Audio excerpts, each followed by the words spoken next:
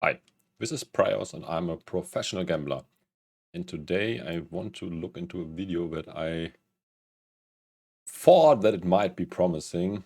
Shame on me when I'm wrong, because I didn't watch it beforehand. The title is 5 Simple Poker Millionaire Tips. So this is already quite clickbaity, and often shortcuts like just do this to become a millionaire don't work, but let's see. And yeah, also honorable mention to Black Rain 79 Poker, as this is his video. So let's see if we can get anything out of it.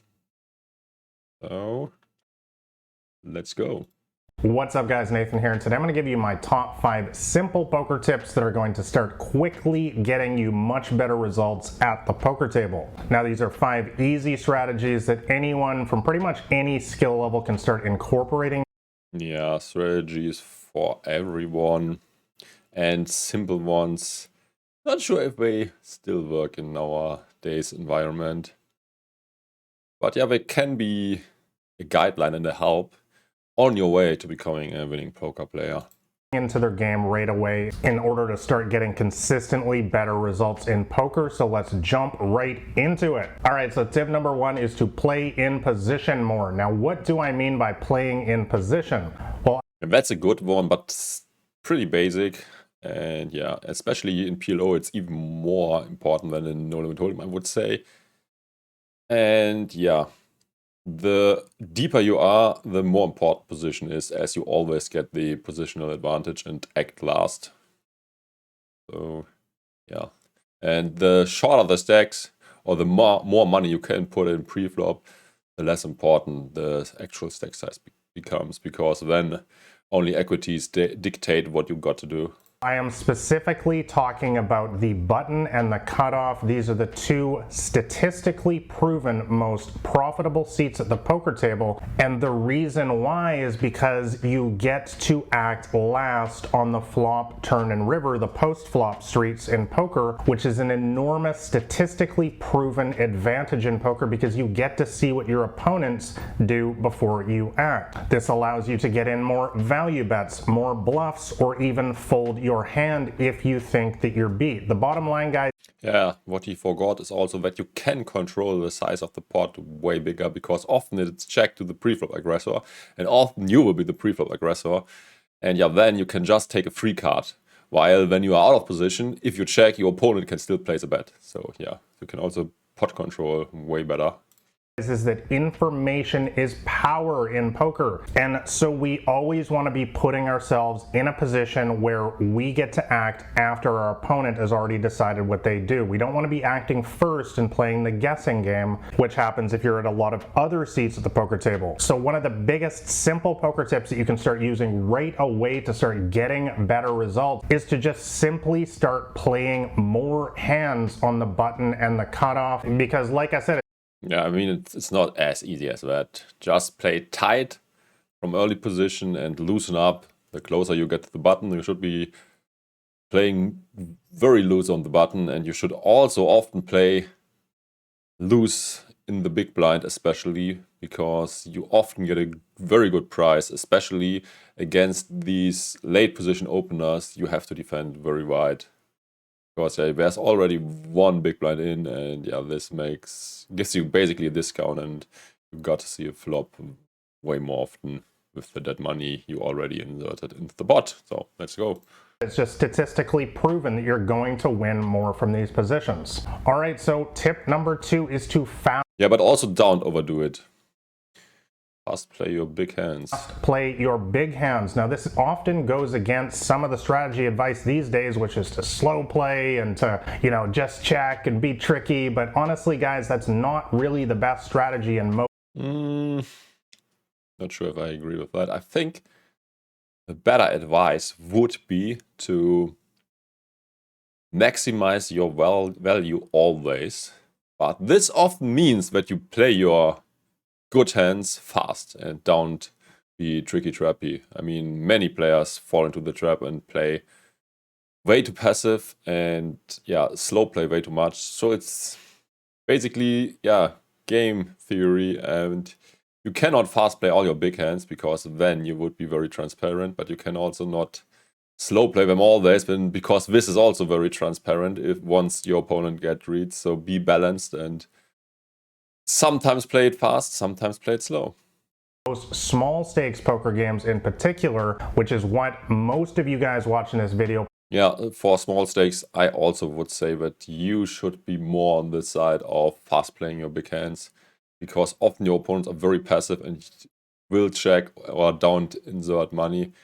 And yeah, you obviously want to get value, and often these guys are also calling stations. They are not aggressive, but they are ready to call a lot of bets. So in small and micro stakes, as a general advice, it is often correct to just fast play your good hands. Probably play. The reason why is because players in small stakes games are notoriously passive. So if we Basically saying the same later. slow play our hand by checking or just calling with a big hand, you know, they're just going to play passively. They're just going to check behind themselves, and the pot is not going to grow. So as I talk about in my first book, you know, fast play is the new slow play these days. You need to build the pot. If you want to win a big pot, you have to build it. So I'm talking about hands like pocket aces, pocket kings. I'm talking about when you hit 3 of a kind on the flop, or even when you flop a straight. It's okay to make a raise or to make a big bet. Don't be afraid of scaring them out, guys. Remember, the majority of your opponents in lower stakes games are very passive. You're not going to win a big pot unless you build it for them. There's no...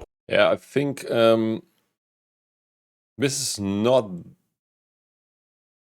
what should I say? Yeah, I think this is less true the higher you move up in stakes. Yeah, for sure. And also, you sometimes have like these maniac type guys. Against these, it's obviously still good to slow play your big hands, because they will put in money with all sort of bullshit that might fold if you show aggression yourself.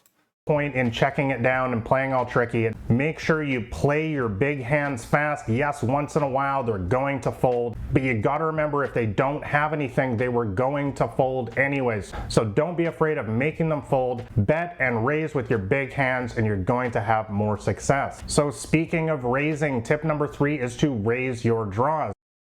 I don't know if he will mention this later, but slow playing pre-flop also is most of the time just bullshit, and you should not do it often or at all. Especially on small stakes, you probably shouldn't do it at all. Raise your draws. Now, I think, yeah, that's also... You have to be balanced as well. You cannot raise all your draws. But yeah, you should not always play them passively either. So yeah, mix it. But this is not a good strategy. Maybe for... I didn't play small or low stakes that much or at all in the last years, but not sure. This is really a tough one. I would say that's probably not good general advice. Because yeah, against people that can fold, it's often good to raise and bet your draws. But yeah, against these calling station type people that never fold, it's probably not wise to do so. So yeah, this is not good general advice. You have to make a case-to-case decision with your draws and can't raise them always as a general guideline. Again, this is a strategy that goes against the grain of a lot of the traditional advice to just call with your draw and to just play it slow and see if you hit your hand. But guys, we don't hit our hands very often in poker. In fact, a flush draw or a straight draw is typically only going to come through around 1 out of 3 times on the flop. And if you're on the turn and you still haven't hit your draw, you're only going to hit about 1 out of 5 times. So, you know, we don't need to be a math genius to understand that this. But it's, if you get caught anyways, it's not good to put in a lot of money. That's a counterpart to that argument. To put in a lot of money with a draw that might not come. You could just wait until it gets there and then put the money in. if your opponent is not folding anyways. This is a losing strategy to just call with your draws. So what we need to be doing is mixing in some raises when we have a flush draw, straight draw, for example. Mixing in some raise is a way better explanation and not just generally raise them. For example, in order to take down some more pots without the best hand by pushing our opponent out of the pot. This is a simple way to start winning more with your draws because you're giving yourself more ways to win the pot. The person who... I think what he's trying to say is with semi-bluffs, so you have nothing, but your hand can improve to something very strong, for example, like the nut flush later, are a very powerful tool. Just only calls and only gives himself a chance to make the best hand in poker usually does not win in the long run because, again, the math is against them. So the bottom line here, guys, is always to give yourself more ways to win the pot in poker, and usually you're going to do that by playing aggressively more often in some spots. He talks so long about that, he could have summed it up in like 2 sentences and everyone would have got it already. By making some bluffs in order to give yourself that opportunity to win the pot, not just by making the best hand, but also by pushing them out of the pot. All right, so tip number 4 is going to be to bluff the river more often. And once again, this is all about giving ourselves... Yeah, I'm not sure about the general population tendencies on small stakes, what he is probably mostly talking about. But I guess this is like a general player tendency to shut down on the river too often. So yeah, this is probably good advice. A chance to win more pots without the best hands. Because guys, what you need to remember about poker is that everybody gets dealt the same amount of good hands and bad hands over the long run. And so the person who wins, the big winners that you see, you know, they always seem to be at the final table with the $1 million bracelets and the $1 million on the table and everything. Why are these people getting ahead? Why do they seem to always be winning consistently at poker when everybody gets dealt the same amount of good and bad hands in theory over a long enough time frame? It's because they're taking away more of those small pots where nobody really has anything, like I just talked about, by raising draws, for example. And the river is another situation where you want to be trying to take away some more pots when you don't have the best hand. Now, the best way to do this is to specifically pick the hands where you have literally no chance of winning it. Yeah, but you should also not overdo it. I mean, it depends on your opponent. If your opponent is just weak passive or something, then you probably can bluff him very much. But against good opponents, they at some point will pick up on your tendency to be over-aggressive. So yeah, as always, don't overdo it. Be balanced. Be unpredictable. Showdown. For example, you have a hand like 6-5, you've missed your draw terribly on the river, you have nothing, you have 6 high. There is no point in checking behind. Yeah, he's right. If you got like the nut low or a hand that's basically never winning at showdown, it's often wise to bluff with it, but sometimes your opponents are just so calling station like, but you still should do it. But yeah, as a general advice, if in a nutshell you can say, if you got nothing at all and you can't win a showdown, then it's often good to bluff. Here, because you're basically never going to win the pot. You know, even if the guy's got like 8 high, he's still going to beat you. So you want to be looking to make bluffs more often in these spots. Now, it is important though to remember we don't want to just be bluffing on any specific board. You know, I've made videos here on the channel before talking about how a successful bluff in poker needs to tell a believable story. So you don't want to be bluffing on boards with bad runouts that just paired the board or a lot of low cards came in, because they're just going to call you down with their top pair or their middle pair. You want to be bluffing instead on board runouts on the turn and river is what I mean when I'm talking about a board runout, with scare cards, especially Broadway cards like an ace, a king, a queen, because these are the cards that are going to make them uneasy with their top pair or their... Yeah, that's good advice, especially for the lower stakes.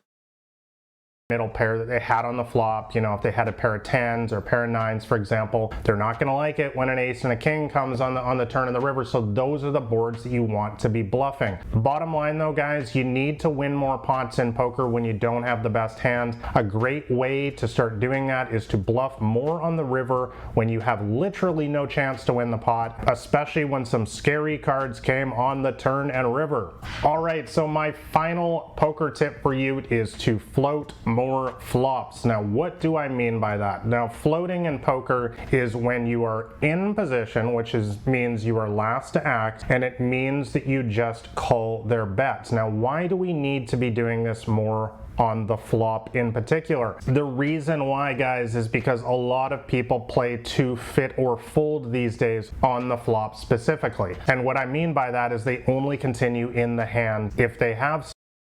Yeah, it depends on your opponents and the stakes you play. I think in higher stakes games, this advice is not that good, but yeah, against opponents that got that league or in smaller stakes games, this is probably also good advice, because everyone learned do a continuation bet. This in itself, even if you don't hit anything, should be profitable. And then if this doesn't work out, people often shut down on the turn. But I still would advise you to not float too much. I mean, at least have a bit of equity, like a gut shot or something, in order to do it with.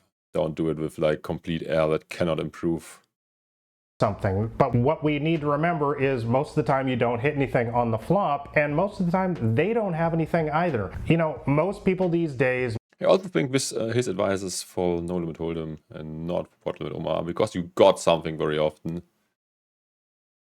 Make what we call a continuation bet on the flop, which is a standard kind of bet. And the thing is it doesn't actually mean that they have anything. Remember, most of the time they don't have anything either. So you need to start using your position. Remember, we talked about that at the poker table, to your advantage more often. And you do this specifically on the flop by just calling. And this sets you up to take away the pot on the turn. Because a lot of people these days will make their continuation bet on the flop, but if you call on the turn, they'll get all gun shy, they'll wave the white flag, they'll check to you. You can make a small bet and often take down the pot. So this has been one of my biggest profit sources in recent years, is simply floating more flops. Try to have some equity. You want to have a couple overcards or. Okay, it's basically saying what I said as well. Have some equity. Some sort of weak draw or something at least. You always want to have that backdoor card in your pocket, but the bottom line is, guys, you need to start finding more ways to take away the pot when you don't have the best hand, which is kind of a theme of many of the points in this video. But I hope that a couple of the simple tips on this video are going to help you start winning more consistently in your poker games. I would encourage you to start trying a few of these right away at the poker tables, and let me know in the comments below if they helped you get some better results at the poker table. And if you guys want to see more poker videos like this, make sure you are subscribed to the channel here, and also shove all in. Okay, I think that's just advertising the rest. Good video, I would say. I think some of the explanations could be a bit shorter and more on point, but general advice was good, and but more for small stakes, not for mid or high stakes. And yeah, relatively basic, but I think not everyone is a pro yet, and people just want to get in and learn how to play poker, and for these people this might be helpful. And yeah, obviously the title is very clickbaity. Yeah, thanks for watching. I hope you enjoyed it and you learned something. Bye until next time, and definitely do all the good YouTube, Twitch or whatever stuff, like click all the buttons and yeah, so on. Bye bye.